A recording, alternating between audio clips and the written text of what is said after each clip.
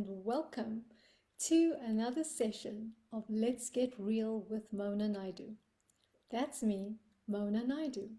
I'm an abundant living coach, a women's empowerment mentor, a human behavior specialist, an inspirational speaker, a philanthropist, and an advocate for humanity, amongst other things. So I wear many hats, different hats at different times. Now, in these sessions, what I do is I share stories and teachings to inspire you to turn your dreams into reality. And yes, this year we are focusing on spiritual wealth. So please do let me know where you are joining me from. I'd love to see your comments. I'd love to hear you say hi or see your messages scrolling up, because sometimes it shows and sometimes it doesn't in these lives. So let's trust that I can see it today. So how are you doing? Yes, we are in the second month of the year. How has it been for you so far? How's your New Year's resolutions been going up until now? Now, well, if you need some help with them, please do reach out. And maybe I'll do a teaching on that in the upcoming weeks. But like you know, we are in the month of love, and love is in the air. So today we are going to be talking about love. And you know by now, what's my question for this week? What does love mean to you? Because you know what I'm doing every time I ask you a question. I help you to activate your executive brain. And you know what happens when your executive brain is activated? Well then, possibilities, opportunities, come your way. You get to experience life differently. You get to experience life from a more expanded state. That's what happens whenever our executive brain is activated. So, what does love mean to you? Now, are you aware that according to Greek philosophy, there is about 7 different types of love? Yes.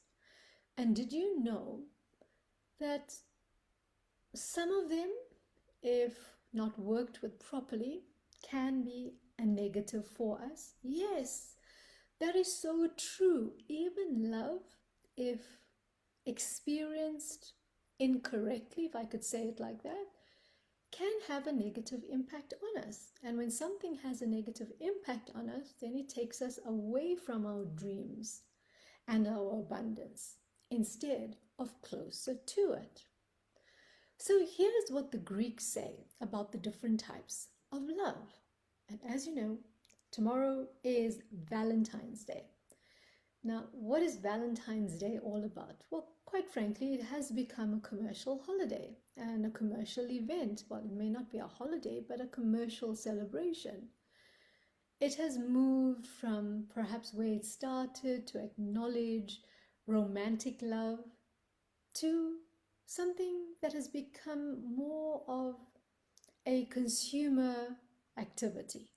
And I just want to warn you, any celebration, any national or international event, it's not meant for us to go out and become all frantic about what to buy, what to do. It's just to acknowledge the day, acknowledge a specific day, which can be quite powerful if used correctly. Now imagine if people all over the world are focusing on love, right? The different aspects of love on this day. Because for me, 14th of February should be beyond Valentine's Day, which is normally for romantic love. It should be considered as Love Day. So we should be wishing everyone Happy Love Day. And I have to give credit to this to my dear friend Evelyn Zwicker for this, who coined it Love Day. So thank you for that, Evelyn. So imagine if we all just focused on love. And if you know me, the 5 elements that I focus on, love is one of those 5 elements. In addition to air, water, fire, and earth. Love is the fifth element. Now, love has been coined or termed differently. Some call it the essence of life. Some call love life force energy. Say it's spirit, it's source energy. But we're still bringing it down to love. So, did you know that there's different types of love? Well, according to the Greeks, there's 7 different types. Now, the first one they talk about is, I'm sure, which many of us are familiar with, is eros. So, eros is romantic and passionate love, and it's considered to be love of the body. You know, it's like this very physical type of love. And I guess that's what Valentine's Day has become all about. But we have asked that it be expanded to Love Day so we can embrace love in all its form. And we'll go a bit further into each of the different types of love. Then there's philia. Now, philia is affectionate or friendly love. It is, how Philadelphia got its name, like brotherly love, sisterly love, right? Then you have, and this is how I believe the Greeks pronounce it, storge, spelled Storge, and this is unconditional familial love. So it's a type of love that a mother would have for a child. And then we have agape. Now, this is universal or selfless love. Now, did you know that there was a type of love called ludus? This is like flirtatious, playful love. Then there's pragma. Now, pragma is like your long-lasting, committed love. And philautia, I think that's how you pronounce it, Philautia, is self-love.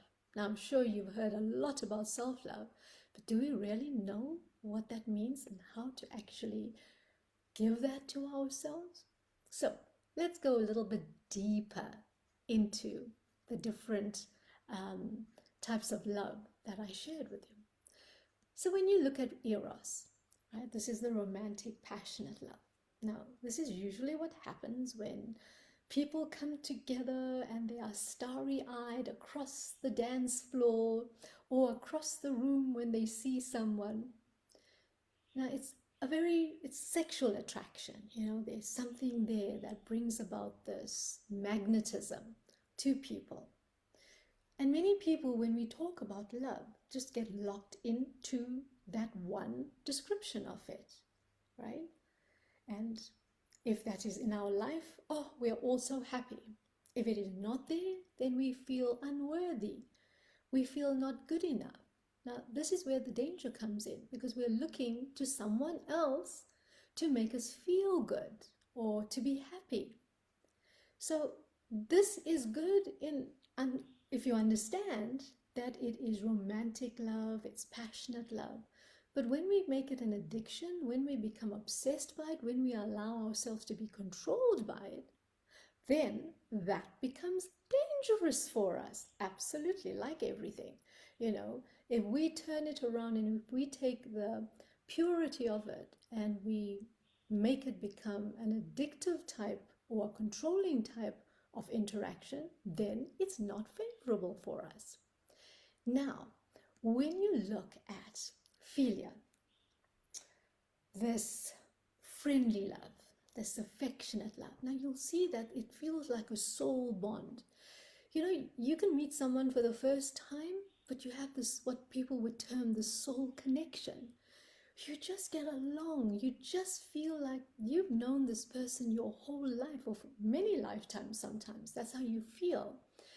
And they say that this type of love can be shared between family members and friends. But generally, it is like those type of relationships that you have.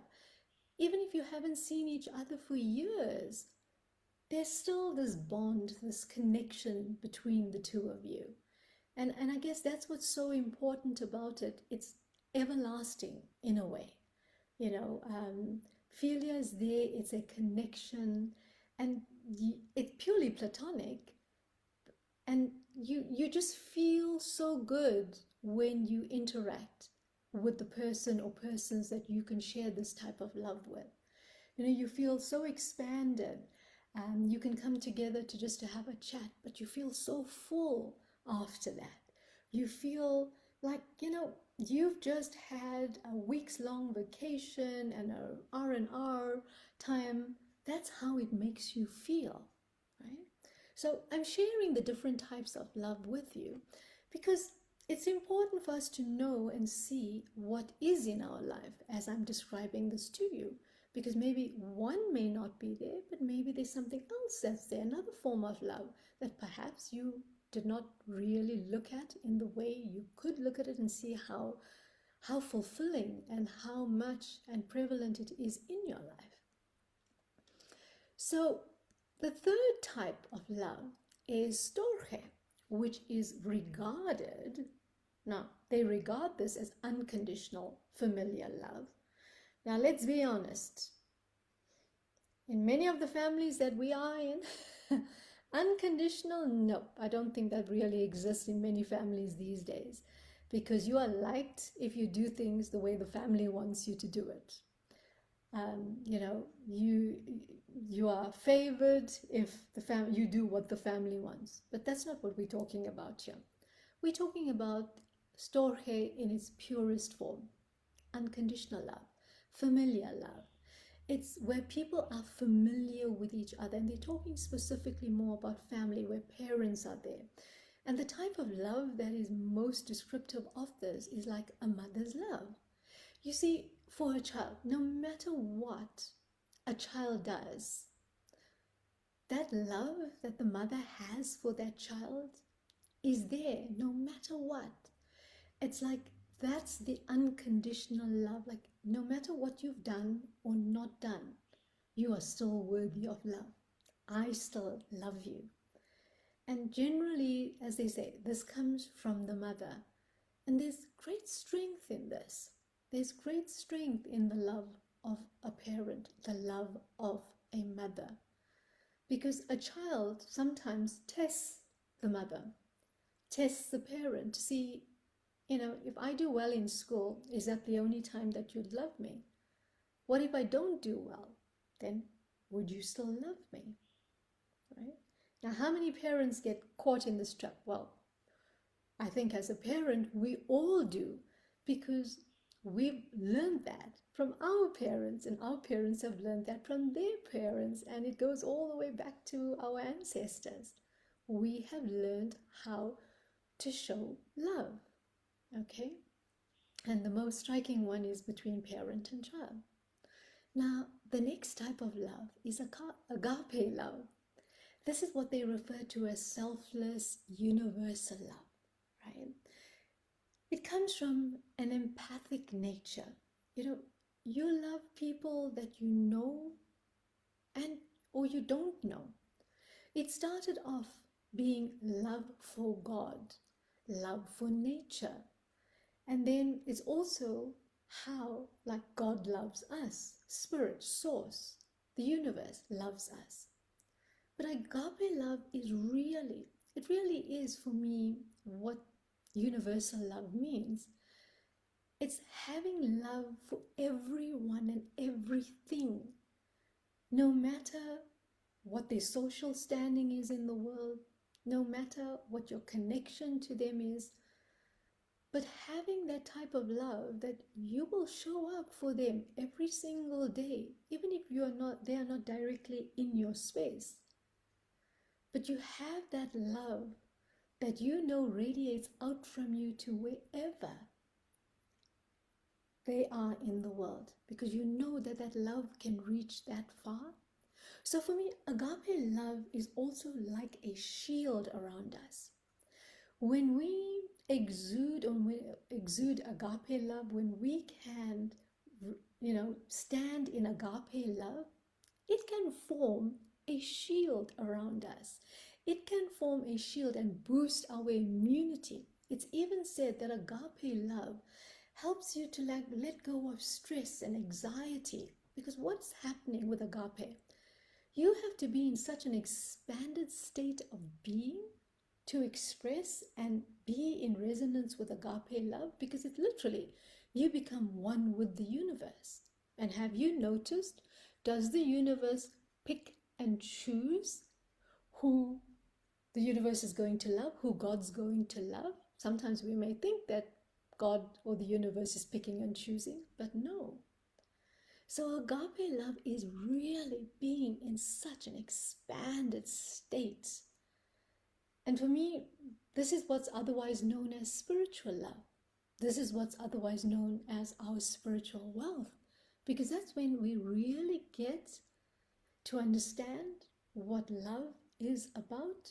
When you can love someone that you don't even know, when you can share that love so generously to people you haven't even met yet, but you know that whatever it is you're doing, whatever it is you're contributing to, is going somewhere to make someone else's life better.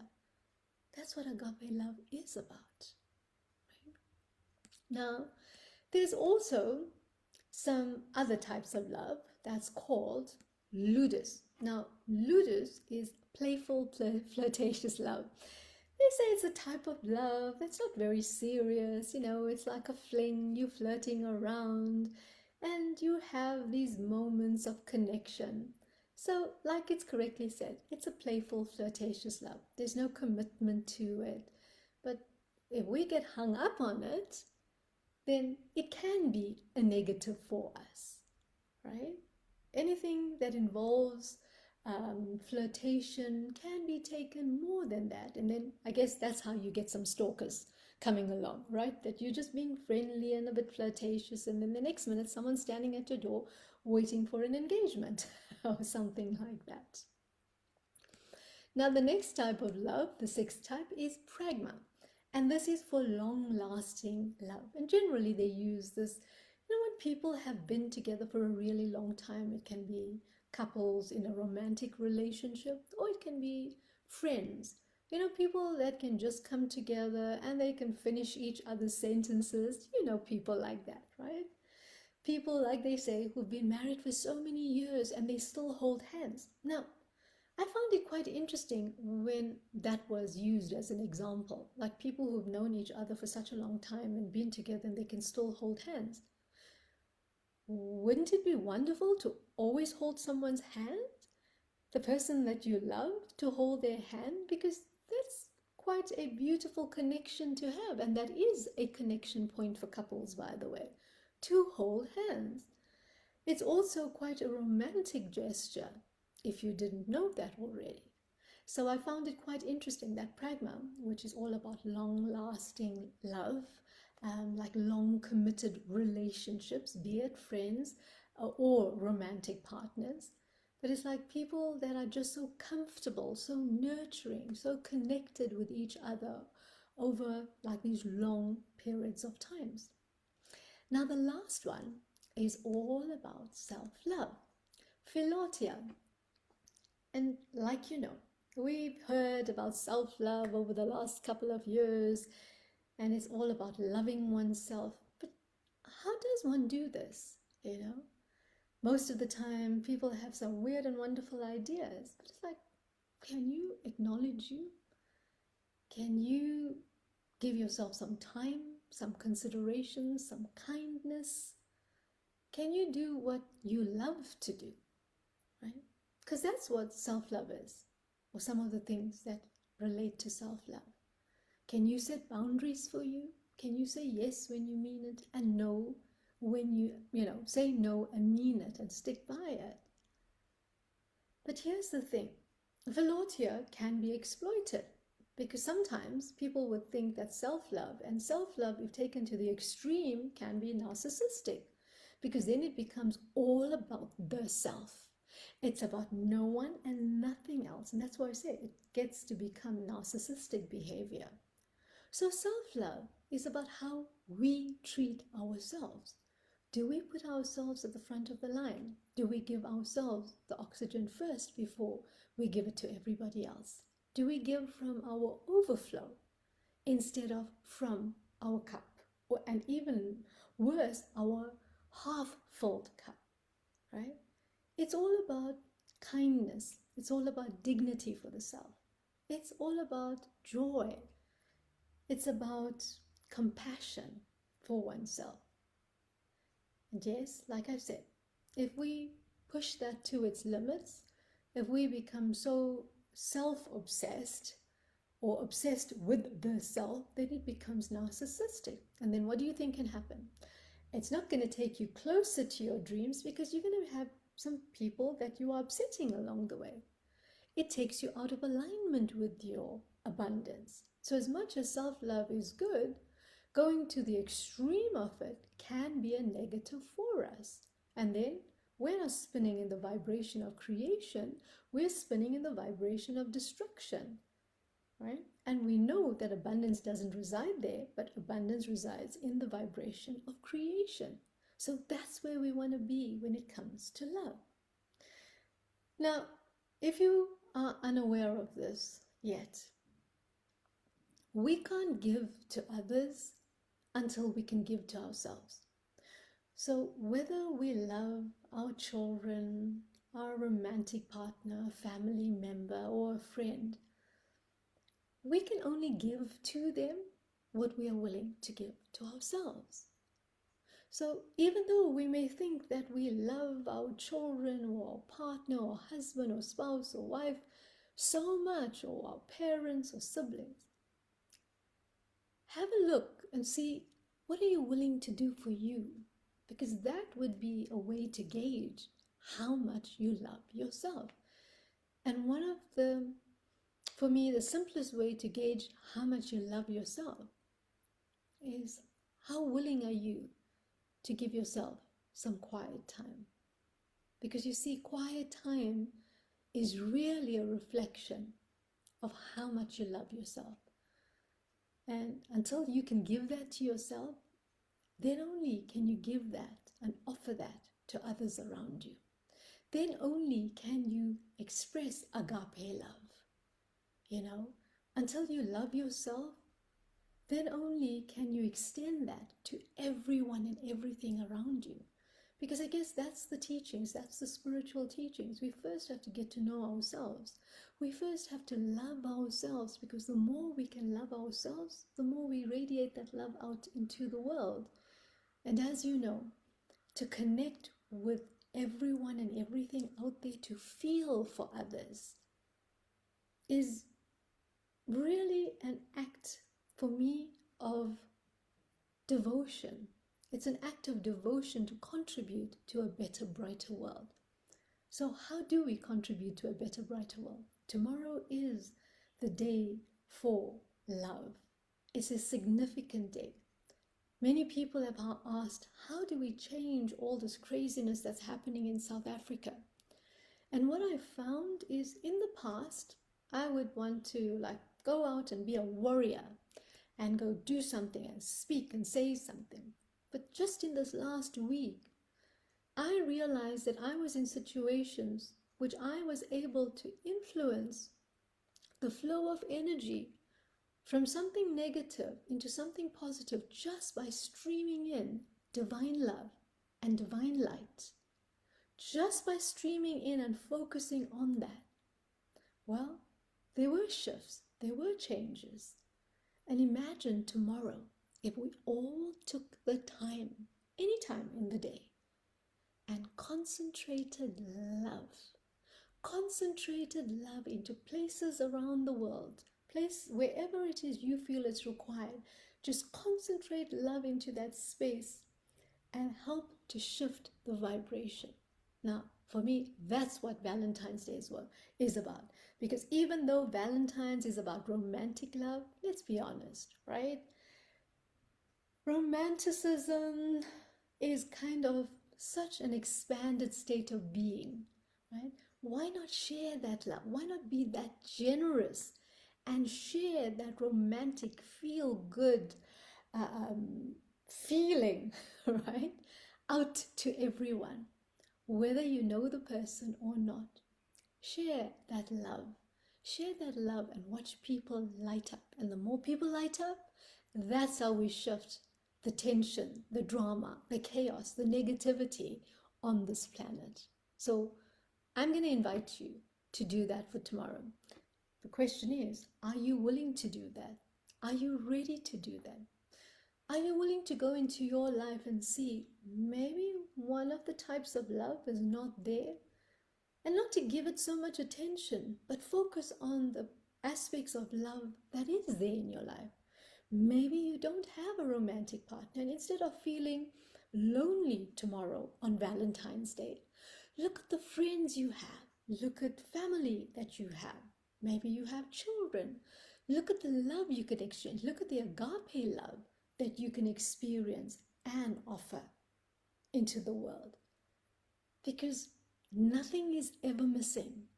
Love is always around us. If you just tap into this community, you will feel it radiating out to you. Because in certain places, love is constantly streaming out. So get yourself aligned to that stream. Be in that flow, because the more you can be in the flow of love, well, you are activating your abundance. You are aligning to your abundance. Love really is the fifth element. And I encourage you to connect with it in every way you can, because there's always someone out there willing to share love with you. And there's always someone out there looking to receive some love from you. And I guess for me, my recent interactions with the Suchi Foundation and the work that they've been doing, specifically with the patients who had suffered stroke, is just showing how healing occurs when we can just show up and share some love with total strangers. You see, love is magical. Love is expansive. Love will never tell you you can't do something, or you have to play small, or you have to hide your light or dim your light. Love will ask you to climb the top of a mountain. Love will ask you to take a leap of faith.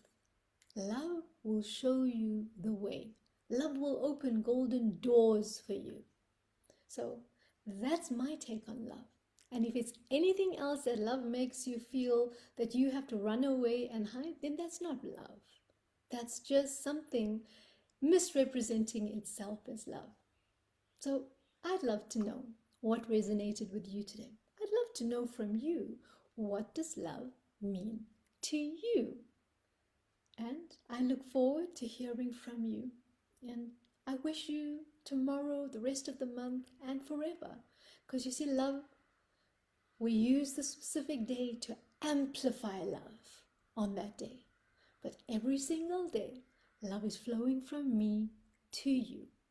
And love is flowing from you to everyone else around you. And this is how it goes rippling out into the world. So I'd love to leave you with that right now. And I see there is a comment here. Oh, I see Leanne Rylander is with us. And yes, whatever it is you're waiting for, just send love into it. Because remember, whatever it is that you're waiting for, when you infuse it with love, no matter what comes through, you know it is all part of a divine plan. So infuse everything with love and watch what happens. And oh yes, please do remember to fill your water with love. We're going to have more conversations about that, but I'd love to encourage you, infuse your water with love and start watching how your body reacts to it. So put love into animate objects and things and inanimate objects and things. And you're going to start seeing things shift dramatically in your life. So until next time, I am sending love out to you wherever you are in the world. I'm sending loves and gold dust and sparkles and fairy dust and everything that can come to you, because that's what love makes us feel. So until next time, ciao for now.